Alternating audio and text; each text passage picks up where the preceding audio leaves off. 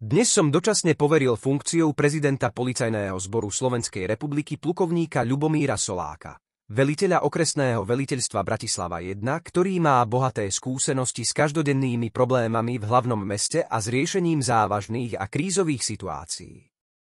Plukovník Solák vystrieda v tejto pozícii dočasne povereného prezidenta Policajného zboru Slovenskej republiky plukovníka Rastislava Polakoviča, ktorý nastupuje do novej funkcie riaditeľa dopravnej polície a od dnešného dňa bude s plným nasadením riešiť neutíchajúci dopravný kolaps na slovensko-ukrajinskej hranici. Týmto chcem pánovi Polakovičovi úprimne poďakovať za jeho prácu a nasadenie počas krátkeho, no veľmi intenzívneho obdobia. Najmä za jeho profesionálny prístup a zápal počas riešenia problémov s nelegálnou migráciou a ochranou slovenských hraníc.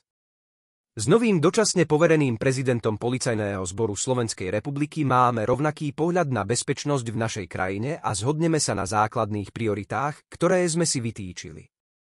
Jednou z nich, dovolím si povedať asi najdôležitejšou, je zaručiť bezpečnosť Slovenska a jeho občanov s tým, že zákon musí platiť pre všetkých rovnako.